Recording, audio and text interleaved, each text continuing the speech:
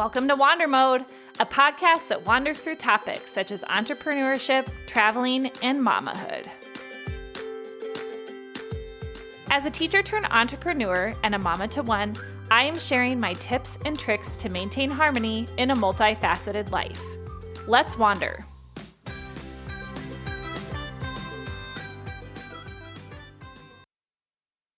Welcome back to the Wander Mode podcast. Today, I am interviewing Kate Schilling, and Kate Schilling is the owner and founder of Home Rework.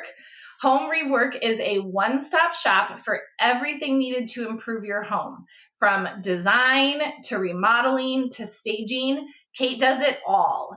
Kate is a former teacher turned home designer, handy woman, maker, and DIY coach. And I am very excited to talk with her today, not only because we used to teach in the same school district, but because I am very much on the same journey to entrepreneurship as Kate. And she is a fellow mom and travel enthusiast, all things Wander Mode. So welcome, Kate, to the Wander Mode podcast. Oh, thanks so much for having me, Julie. Let's go ahead and have you start with a little bit about who you are, context of kind of where you've been the last few years. Yeah. So I spent, prior to COVID, I was an English teacher at the high school level for 11 years. I taught English and theater classes. So lots and lots of creative work, and I really loved teaching. I come from a family of teachers, and that was a really wonderful first chapter of my career. When COVID happened, my son had just turned 1, and it became really clear really quickly that the equation of me continuing to teach, especially under the circumstances of COVID and being in a pandemic, was just no longer sustainable. And that for the well-being of our family and my own sanity, I had to sort of figure out what could be different, what could change. And going into home design and handiwork felt like a really natural transition. I have been doing this type of work informally for family and friends for years and years and years. And it's work that I love to do. I love working with my hands. I love creating spaces. I love designing things. And it just became this kind of harebrained idea that I had with my former business partner on my patio one day during a socially distanced visit. But like, what could happen next? What could be different? And that's how Home Rework was born. And that is what I have been doing since January of 2021. Wow. What a journey. And it sounds like, so you started kind of on this process with a partner. How did you go from that like initial conversation, that socially distanced conversation, to actually implementing it and making it happen? Did it happen rather quickly and organically, or did you have to kind of stay within what you were doing and say, we need to take the next few months to kind of build this on the side? Or how did that logistically work? Yeah, I would say it was probably about a 4 or 5 month process overall of just researching like, okay, what could this look like? What does it take to start a business? Because neither of us had ever done that before. So let's go get our tax number and let's go get our, what does it take to host a website? What does it take how do people run their books? What kind of money could we anticipate bringing in? How do we set our rates? How do we price things? And it was just a lot of exploration that way. And I was really thankful to have a partner during that early process of the business, because I think she really gave me the courage and the soundboard that I needed to be able to take the leap to actually try doing this. Mm-hmm. Mm-hmm. So then did you start with projects for family and friends still? Like, was that kind of the way that you were kind of able to integrate the real aspects, I guess, of your business? Did you have to start charging? Did you just try to get word of mouth out through family and friends? And then also, how did you bring in that component of, now that I'm advertising myself for this, how does all that work? Did you hire a marketer? Have you been doing it all on your own? Yeah. So yeah, we primarily started with family and friends, and really that is very much still my main form of new business. That it's almost entirely referral based. It's very unusual for me to get a cold call, but that's also okay, because I feel like the group of people, the group of clients that I've cultivated at this point has a real clear understanding of what I do, in terms of what sort of niche sort of section of the home design market that I kind of meet and fulfill. Because I'm a little bit different than other people, in terms of what sort of segment of people I'm willing to take on. But generally, it's about making home design more accessible to more people. Folks who couldn't necessarily hire a fully licensed interior designer, because those folks are really expensive to hire, which is great, and they should be compensated that way. But that's not really an accessible price point for a lot of people. So instead, having somebody who has more affordable rates, who will take on smaller projects, um, and then do the handiwork that goes along with that. um, that's kind of a special chunk of people to work with, and it's primarily families. And I just love working with people and helping them love their homes and love their spaces. All right, a lot of questions from me. So many good little nuggets in there. So let's start first with just home design and staging and projects in general. So you said this has kind of always been something that your family has done either together or that you kind of learned through the years. So how do you learn this kind of craft? Yeah, so I grew up in a fixer upper. We moved to my parents' current home when I was 8 years old. And it was, although architecturally super interesting. My parents' home is designed by Mark McGuire, he's a St. Croix Valley architect that a lot of his homes are in the area, and they're super duper unique. But the people who had owned my parents' home previously ran out of money and never finished the house. So it was a 30-year-old house when we bought it, or 20-year-old house, but like there was not a ceiling in the basement bathroom. It had just never really been completed. And going through the process of learning and just growing up in a space like that with parents who are super duper can do people, you're just like along for the ride. My husband and I bought our home here in Robbinsdale in 2014. And although our house had recently been kind of refreshed, there was a urban restoration type company that had sort of they did all the windows on the house and all the mechanicals and threw a fresh coat of paint on everything.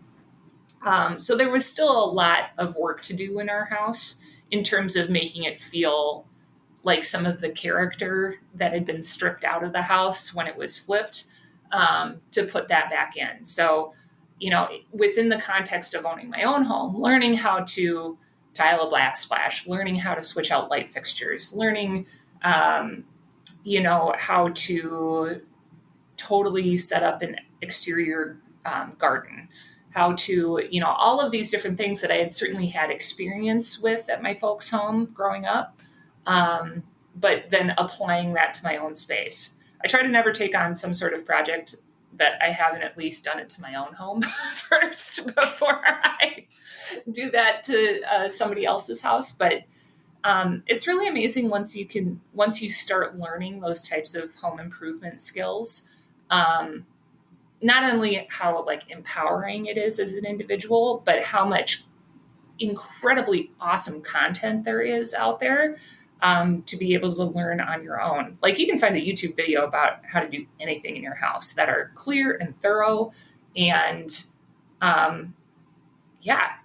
as long as you do your research, you can really tackle just about anything in your house. It's really fun. I really like that learning aspect to it, because you're so right. There is so much out there that as long as we kind of have this attitude of, okay, I can learn how to do any of the things out there that other people are doing. It may take me some time. It may take a lot of practice. But like, if I want to do something, we have so much incredible access to information to learn how to do those things. It's one of my favorite things about the time that we're living in right now, is that you really, when you say you can do anything, you literally can do anything, and I would say too, like, there's something that is very empowering in making a positive change in your home that you did yourself. Now, not all people have a passion to do that, which is exactly why people can hire you. um, but there's something really empowering about, wow, okay, like I started watching this video and now I just taught myself how to do something and now I'm doing it. Case in point, this podcast. I learned how to do this through watching videos of other people telling me how to do it. And then here I am. And there's something very cool about kind of going through that learning process and seeing it come to fruition. So one question I have about the work that you do in homes, because you had talked a little bit about how so many homes are stripped of that like original charm. And I know my husband and I have lived in several, we tend to move a lot. So we've lived in several homes that have had exactly that happen, right? Like this beautiful wood trim getting painted over, or, aspects of rooms getting kind of boxed in instead of having like arches or things like that. So what is your preferred, I guess, project? Like out of all the things that you do, would you say it's coming in and kind of doing the staging, or would you say it's like really kind of stripping things down to like bare bones and really making something come back to life? Yeah, I really like creating spaces that are reflective of the people who live in that space. So I love doing work with people, and there are so many people who have homes where there's just not anything that tells me anything about them when you walk in. It's when you walk into somebody's house and it's like, I don't know who lives here. I don't see this really vibrant, tremendous person that I'm collaborating with right now. I don't see that vibrancy reflected in your home. And that's where I really get excited, is where I can collaborate with someone to make their home functional and make their home beautiful and a reflection of who they are, and create a really lovely, nurturing space for them to be in. And doing that in a way that is truly reflective of them and not reflective of my personal tastes as a designer. That I want people to be able to use existing pieces of furniture, use existing objects and pieces of art that are important to them. I don't want it to feel like when you walk into somebody's home, like, oh, look, I walk into this parade of homes, staged home that doesn't feel like anybody lives here. That instead, I want that space to have character, and for somebody to be able to walk in and come home and be like, this is me, and this is where I am safe, and this is where I can be creative and love myself, Mm-hmm. Mm-hmm. And I would imagine there's a lot of getting to know your clients in being able to kind of assess, all right, this is the direction that we're going with your design, or with the remodel, or with the staging. How do you integrate that part? Is there a lot of work with the client prior to starting a project to really kind of understand those overall goals, or does that kind of happen as you're starting a process? Yeah, I really try to structure a lot of that get to know you time ahead of time.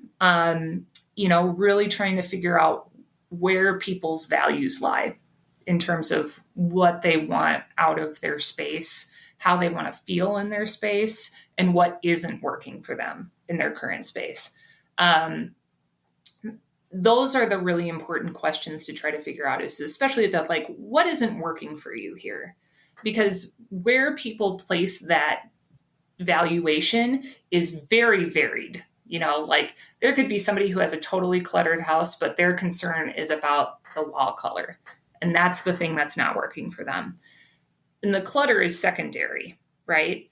So you really have to kind of abandon your own sense of ego and what you think is important in a space, and really listen to the client, and listening without agenda, making sure that you're not um, laying over your own values over somebody else's space. You can certainly guide people towards making productive decisions for their home, and why, we need to paint this room before this is going to look good, that kind of thing.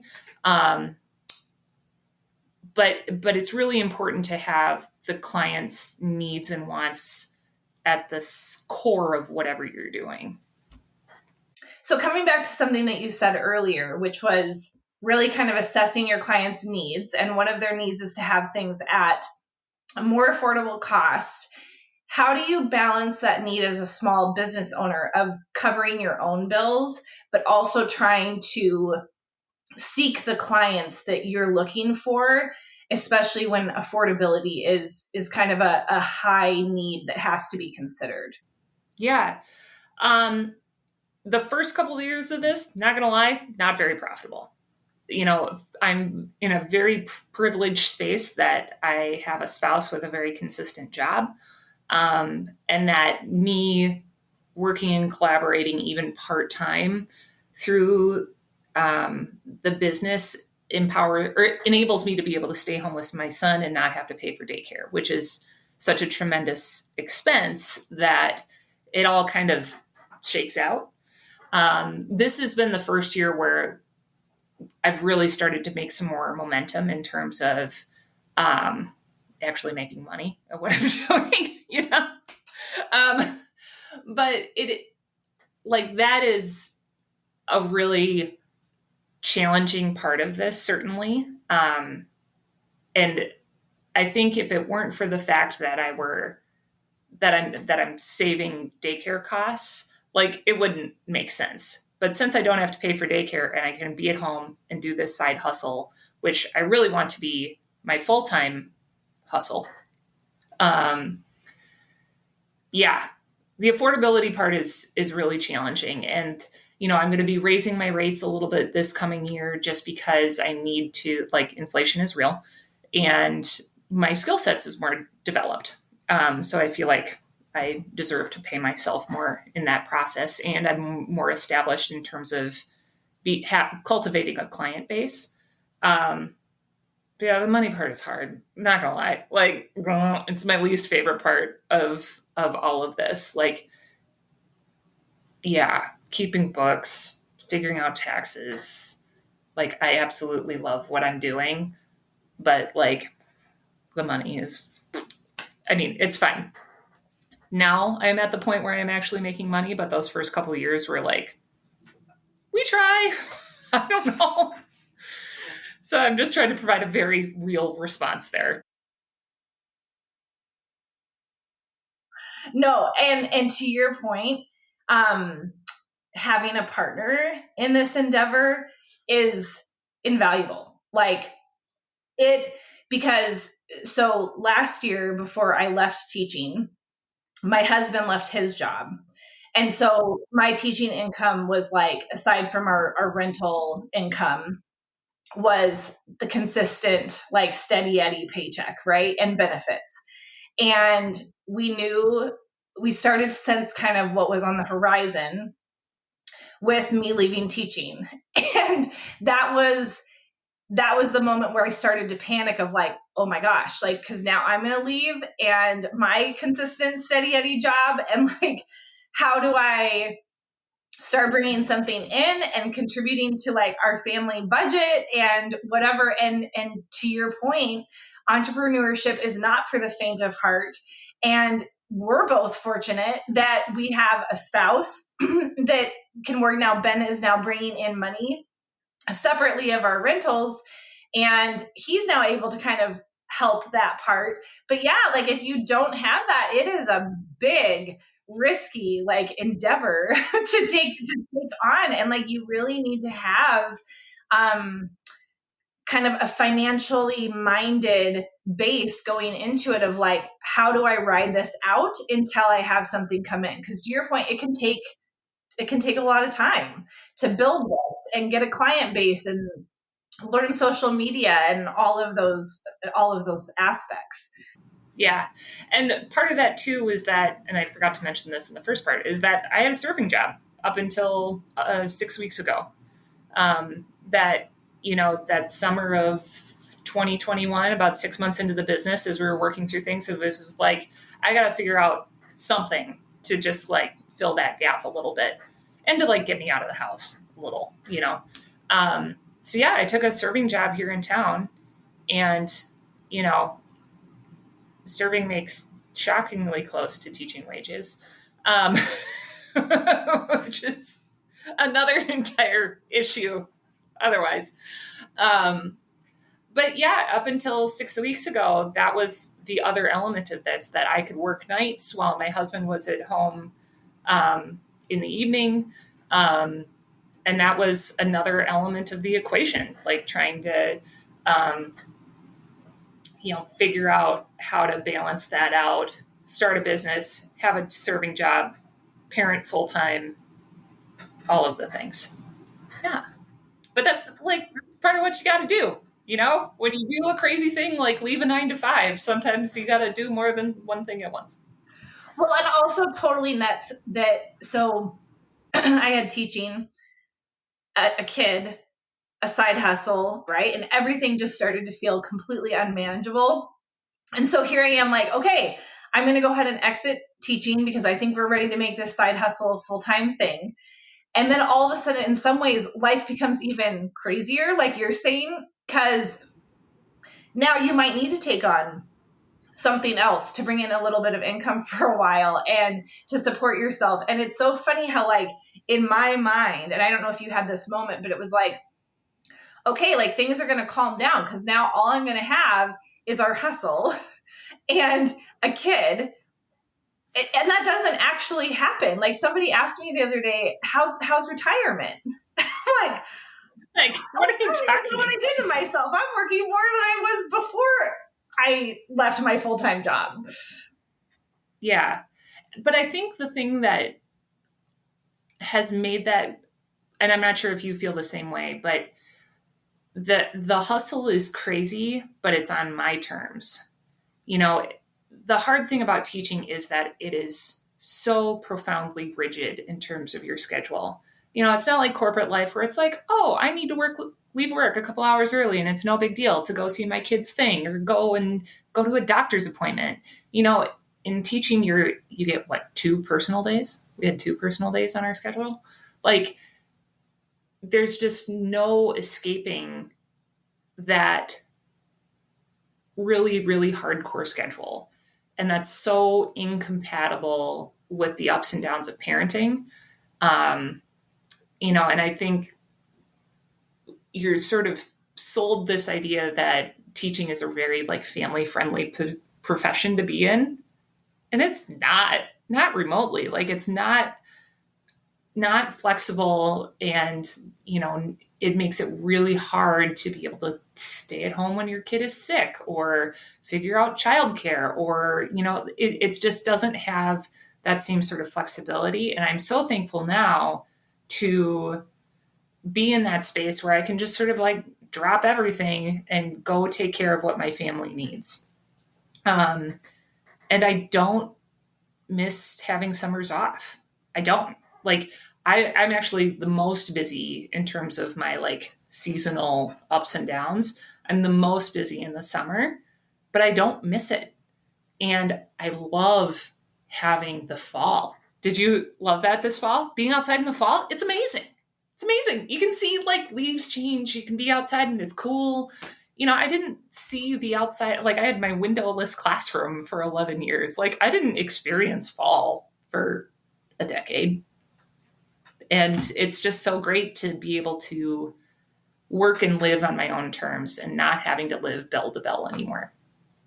Yeah, exactly. It is the beauty of entrepreneurship is that you have 100% control over what you need to do, right? So, okay, my my entrepreneurship journey isn't paying the bills right now, so I'm going to go serve for a little while. And like you said, it's a little shocking what you can make in other professions compared, and relatively you're replacing your teaching income. And my husband, I remember we had the same conversation because I was in a total panic about leaving and what is this going to mean, and he said, Julie, what is the worst that can happen? Like we go find some side jobs that bring in, some income. And he's like, or you sub and you make decent money subbing. But again, it comes back to what you're saying, which is you have control over when you need something, when you're going to tackle something. You can have a part-time job for a little while if you need to. You can leave that part-time job if you need to. And it allows you to have full ownership. And it's funny that you said that you don't miss summer, because I feel like this summer was my first having the summer off. And to be honest with you, I barely even noticed. Like, I was having so much fun doing what I was doing and like building this thing that was all of my own, that it didn't even cross my mind most of the time that all of my teacher friends had their time off, and it didn't even faze me. It was crazy. I thought that was definitely something I was going to be like, oh shoot, what was I thinking? Yeah. And there isn't this sense of like panic all the time, or like, am I going to fit in everything this summer? Am I going to be able to get that flight that I need for spring break? Am I, like and Sunday nights are so much better. Oh my God. Just being able to breathe with life and being able to be so much more at the pace of life as opposed to the pace of my career is really awesome. It's really, really good. Yeah. And I would say too, like, that was something that came out of COVID, I think, for a lot of people, is that for the first time, for a lot of us that had very in-person professions, we realized what that looked like to be at home and to not have that commute into the job. Or, we had a little more flexibility of like, yes, if you had a kid at home sick, to like hop onto a quick online class call, hopefully you could have a grandparent or somebody like support. But that was a big light bulb moment for me too, of like, oh, this is what it looks like when you don't have to go to an office every day, or you don't have to go to a space every day. And I would say, even though my husband wasn't a teacher, like, he very much worked for corporations, he had a little bit of that same epiphany with COVID of like, wow, this is what it looks like to be home, and to even just be saving that like small amount of time on like the driving and loading up and dropping off at daycare and this, that, and the other thing. And I think that was a game changer for a lot of people. I would say I have had to learn to be careful, like, because I've had friends say, well, I don't know how moms did it, like prior to COVID, like how they were navigating, like getting to a job and whatever, because a lot of my girlfriends still work remote for their businesses because they never kind of really went back. And I know I've had to be careful catching myself from saying too much, because there still are a lot of people who are having to make that day-to-day reality work for them, right? Like, not everybody went home. And I remember feeling that way last year as a teacher too, like hearing people say like, oh my gosh, like it's been so much nicer to not have the commute. And like, I don't know how I did it before. And, I'm so glad that, as moms and as women, we have this as an option all of a sudden, and I'm thinking like, well, that's still not true for all of us. Like, teachers went back relatively quickly compared to most industries. And I know now that I'm kind of on the other side, and I am also an entrepreneur and a little more have more control of my schedule, I'm having to catch myself and recognize that like that still isn't a reality for a lot of people, Yeah, absolutely. And just trying to be really cognizant of like how beholden people are to the childcare system and the inadequacies of the childcare system, and how is it that people, especially millennials, try to figure out parenting, how the practical aspects of parenting, like how is it that, you make your family function and work and your career function and work and create an enriching experience for your child. Yeah, those are all really challenging elements of parenting today. How do you manage kind of those two different things when you have projects that come up? Do you rely a lot on your partner to kind of support you during those projects, or how are you navigating that? Yeah. So we're really fortunate that we have grandparents close by. My mother-in-law watches Lucas twice a week after school. He's in 4K this year, so he has 5 days a week for 2.5 hours. So she'll pick him up from school and bring him over to her house. And then my parents just live in River Falls, Wisconsin. So they're also able to take him when I have heavier workloads. And Lucas is along for the ride a lot. He is my assistant buyer at IKEA. We have many IKEA dates together. It's great. And I, especially during the first year of doing the business and like the days when I didn't have any care at all, even like publicly provided care through the school district. Like Lucas is a pro at Home Depot. He knows what is up at Home Depot. And it's always really weird when you're there and I'm like in my building clothes and I've got my son with me and I'm there at 7:30 in the morning with all the other contractors, and like I am the only person who's a woman and a woman with a kid trying to exist in that space as well. But I think it's also really important for Lucas to be along for all of that. When I was growing up, my mom stayed home with my brother and I for a while, and she had her own picture framing business. And I remember spending a lot of time at the frame stock store. And that's important too. That's an important element, I think, of your kid being able to see what it takes to support your family. And it's also really fun for him, like he knows his way around IKEA like you wouldn't believe. And he has a great time with that. And it's good bonding time for us as well, that we get to have conversations about what my client needs. We get to have conversations about money and buying things and how that works and how we make choices about what we buy. And that's a really rewarding part of it. But I won't lie and say that it's not unstressful on our family.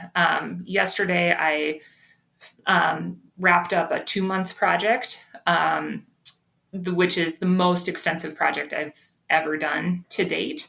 And the house next door to me had become a hoarder house. And over the last 2 months, I cleared out the house and then ran an estate sale for the family.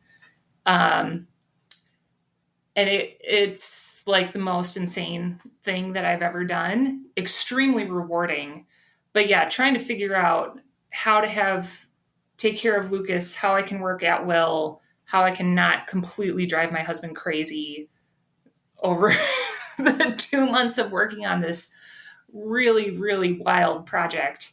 That was a really tremendous learning experience. And kind of a one-off thing. I'm not advertising that I'm doing estate sales. I'm not doing that. But it was such a great learning experience about like what I'm capable of, what our family is capable of. But also like that really pushed the limits of what I can do right now, not having my child be in school full time yet, because that was really starting to push the limits of stress and where healthy boundaries were. But it was a lot of fun too, and really crazy. Like clearing out a house that's been lived in but neglected for the better part of like 15 years was amazing. It was really amazing. So one, can't imagine doing that for somebody else. Because I am such a minimalist, and I think I like, even just hearing you talk about that, like, and thinking of being in that space for like 2 whole months, I think that would be enough for like my mental well-being to really need to do a lot of work after the fact. But I can see too, though, like how that would have been really rewarding, especially considering kind of your business model, right, is like restoring spaces back to being productive, restoring spaces back to feeling like a home. And like, yeah, I mean, if you want to think about like the ultimate flip or like conversion, it's taking a house that is full of stuff that is completely unproductive to what you did. um so you talked a little bit about how like you started seeing some unhealthy boundaries. Do you think it was the nature of the project, or do you think it was like the length of the project? So if that's the longest project that you've had, is it the type, or was it just kind of the length of time that it stretched on for so long that that's kind of where it got you? Yeah, I think it was primarily the extent of the project. I approached pricing that project very differently than I normally do. Normally, I work at a set like hourly rate, and this I did sort of a bid on because this was very much a learning experience for me. And once I got to about week 6.5 of working on the project, I had to kind of start being like, okay, we're winding down. I'm way over the hours that I bid out, which, yet again, a learning experience. Where do I start kind of letting go of what can be accomplished in this time and space? And where can I start prioritizing what the biggest needs are as I work in the last couple weeks of this project? But it was such a great experience in terms of seeing my community show up for me. My parents were a huge part of that project. My sisters-in-law, my aunt came and helped with the sale.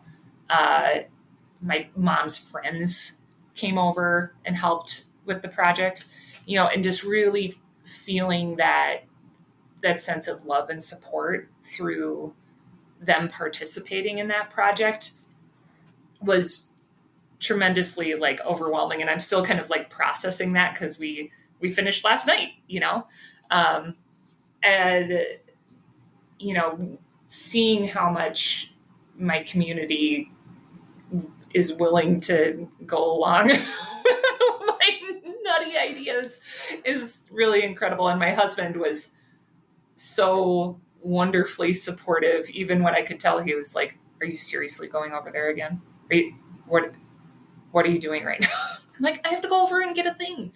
And that, yeah, he has been such a tremendous blessing in this whole entrepreneurship journey in terms of believing in me and being able to help me through those elements of this, and being the person who's the steady paycheck and the insurance, because that's a huge burden for him to bear, a huge like emotional security burden for him to bear. And it's such a tremendous act of love on his part that he's willing to be like, yeah, do your thing. Like, I believe in you and I believe that you can do this.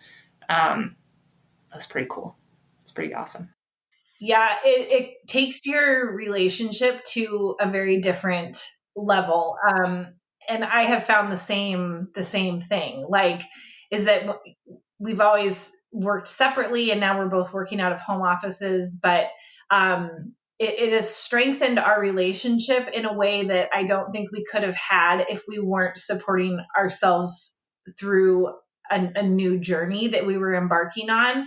And yes, to see them show up for you, and to see them say things like, even the other night, I had another work call that was at like 7 p.m. And it was yet another night that he was putting our daughter down for bed, on his own. And we take turns and all of that anyways. But, it was like, okay, like, you've got this call, and yep, like, all right, I'm on it, and there's something that really like causes your relationship to shift for the positive when you're supporting each other in that space and you have someone that is kind of rooting you on in the background. And yeah, I'm definitely experiencing that as well.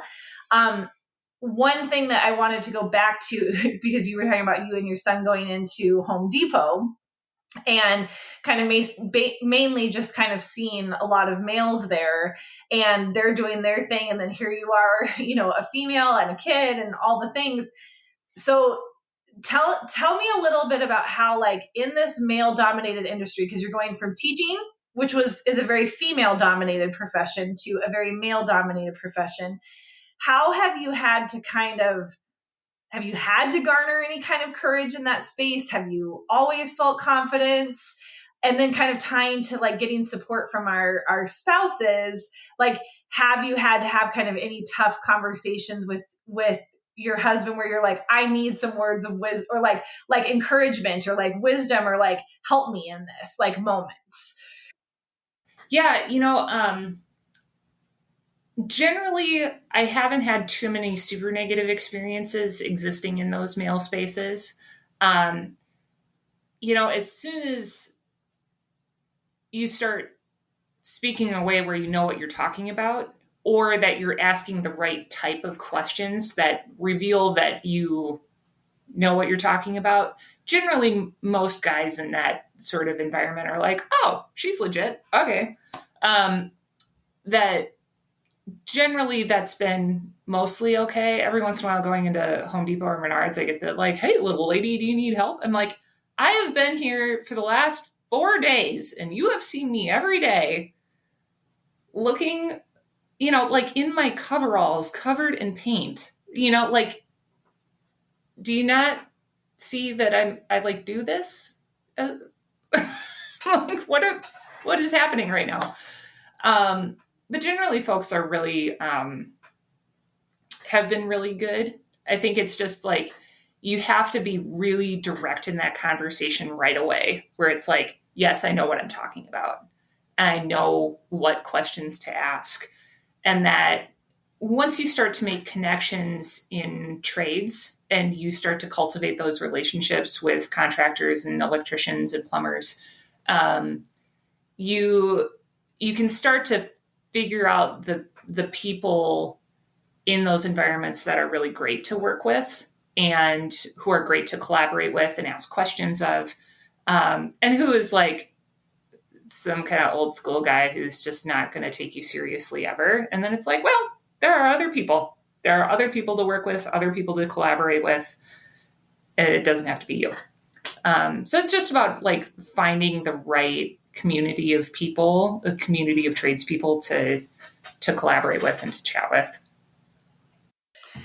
How often do you find that you have to collaborate with somebody else on your project? Are you able to do really an entire project, or have there been a handful of things that have come your way where you've needed to hire that electrician or plumber? Yeah. So when I first start working with people in terms of discussing the scope of their project, what I do basically is like anything that you wouldn't need to pull a permit for. I don't touch anything electrical. I don't touch plumbing. I'm not going to put new walls in. Anything that you would need to pull a permit for, that's not what I do. I can certainly help you plan out a space, but in terms of executing that, then you're going to need to work with a contractor. If we're working with stuff that is primarily cosmetic, I'm on it. Like, let me help you with that.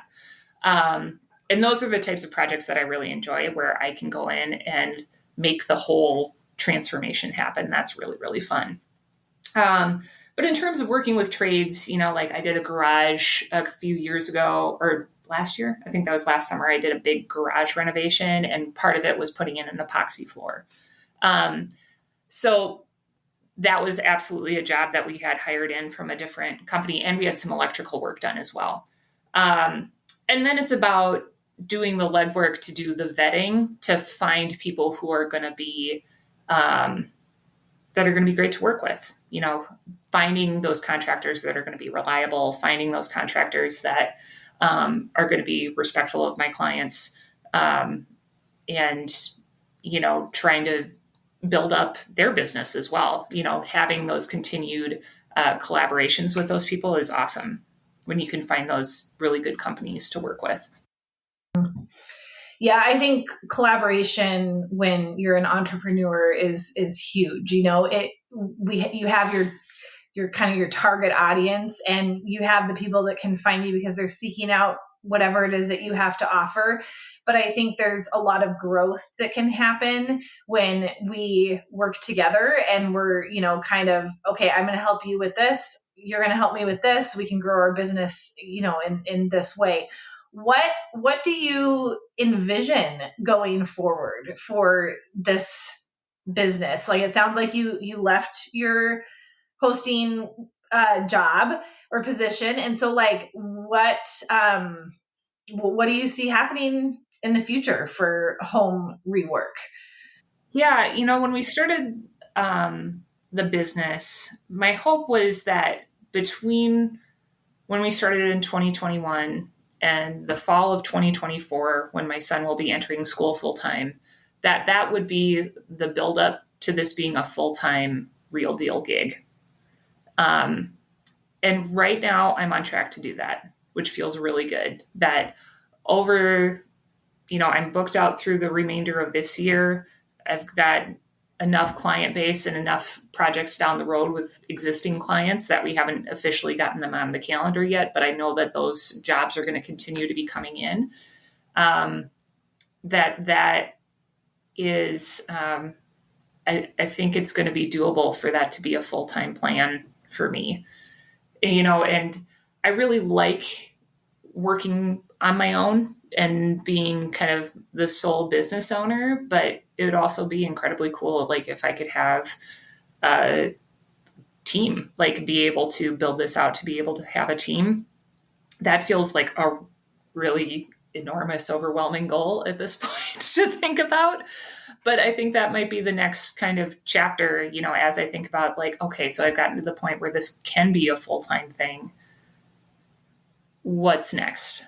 And what's in that next multi-year chapter to be able to scale up to the point where maybe I do have a full-time carpenter on my team? Do I have, somebody who's a part-time designer working along with me? Yeah, those are exciting things to think about and contemplate. But I'm just really excited about the fact that I think by fall of 2024, I'm going to be able to do this full-time and really make this my gig for this chapter, whatever this chapter of my career looks like. I had a really great first chapter in teaching, and continuing to grow and enjoy this chapter as a home designer and handywoman is really wonderful too. I always love the question of, what do you see going forward? Because one of the things that I talk about in the podcast and just even in my personal life is really like manifesting those dreams.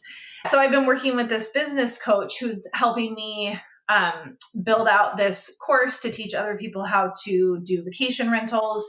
And her very first activity with us was to write down 10 things that we want to see happen in the next 2 years. And she's like, nothing's too small and nothing's too big. Like, it could be as small as I have control, over my mornings, to it could be like, I only want to fly first class, like everywhere I travel or whatever. Like, you can put down any dream that you want. And it's always really cool to me to listen to people say like, this is the vision that I have. Like, it'd be super awesome to work with maybe another designer or something down the road. Because again, I think putting those things out there, it's like we're saying them out loud, and in this odd way, like we hold ourselves accountable to the words that we say. And so I think that there's just so much power in that. And I'm going to be really like fascinated to see kind of everything start to play out for you down the road. What would you say to aspiring entrepreneurs that are maybe like struggling to start a business, or they have this idea, but they don't really like, they're not quite ready to take the leap? Like, what advice would you have for them based on your experience in transitioning from one really big major chapter in your life to this new chapter? I would say, first of all, believe in yourself. Like, you are completely capable of figuring it out. And to give yourself a lot of grace in the figuring out process. That this is, for me, been a very sort of meandering process of figuring out where it is that I fit within this market and my skill set and my time and my emotional and spiritual and physical capacity to do things, and to give yourself the space that you need to be able to explore that. And I think when I took my serving job, that really relieved so much of the anxiety about having to have home rework work right away. That I could go to this job that is a 3-minute commute away, serve dinner to my neighbors, and not have anything follow me home. And having that little buffer of financial security from that gave me the emotional space and the capacity to be able to explore and figure out what my business is going to be and what my business is now, where it can go, and where I want it to go. When I started off the business, one element of it was home organizing. And then, although that's an element of what I do now, I don't really advertise that within my website anymore, because that's not something that I was getting hired to do. And that's okay. And it's also not the part of things that I necessarily get like a ton of joy and energy from. Where I get the real joy and energy is from designing spaces and from transforming those spaces from beginning to end. That's where I really get excited about that kind of work, and being able to kind of shed that other element and just be like, we're not going to promote that part. I can help with that part. And if somebody specifically reaches out to me about that element, great, let's work together. But being able to figure out where my sweet spot has been really good. And to give yourself the space to figure that out. Where are the elements of your business that bring you joy?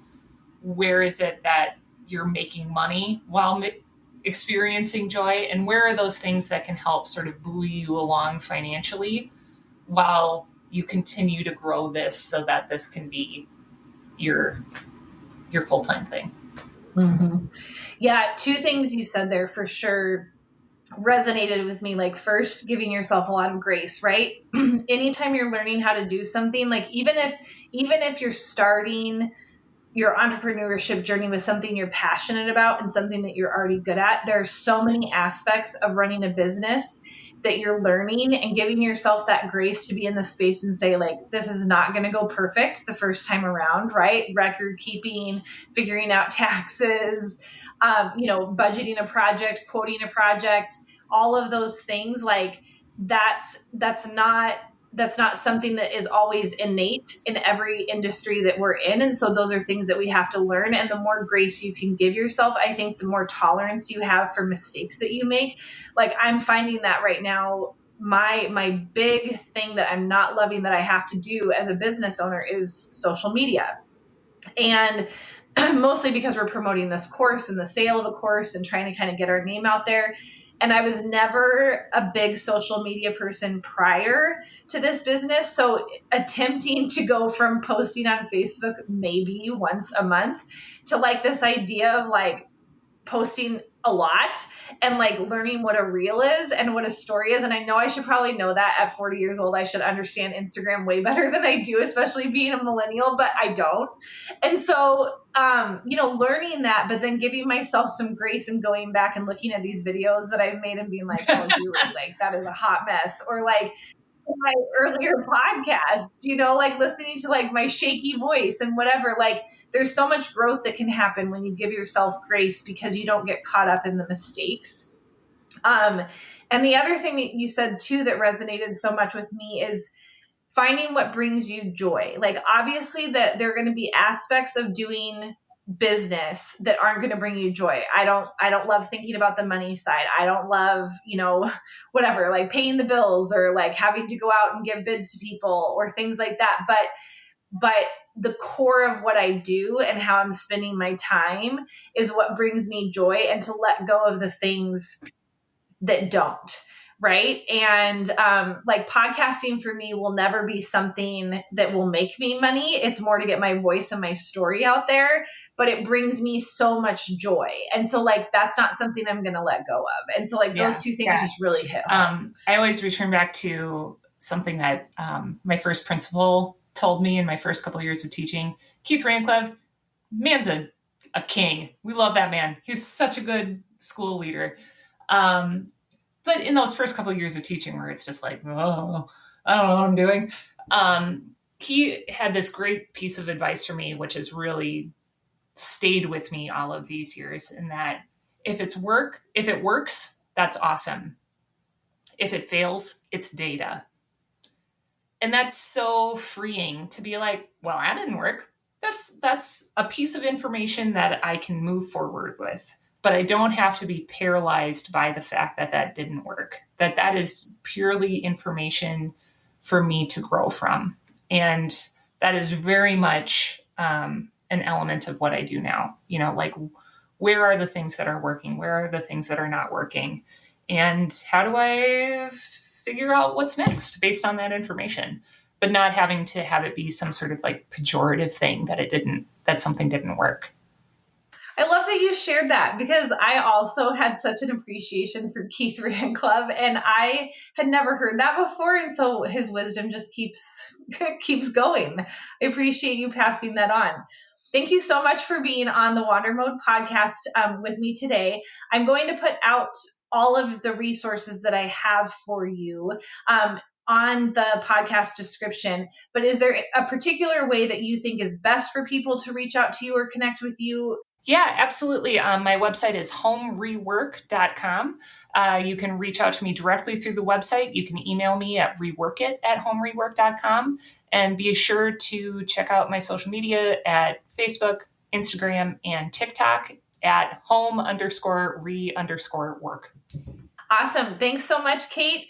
And maybe we'll have you back on in a few years to kind of talk about how the business has progressed. Have a good day. Thanks so much, Julie. If you wandered to this point in the episode, thank you for listening to the Wander Mode podcast. Please leave a review and subscribe. You can follow me on Instagram and Facebook at WanderModeCo. Reach me by email at julie@wandermode.co. Until next time, wander on.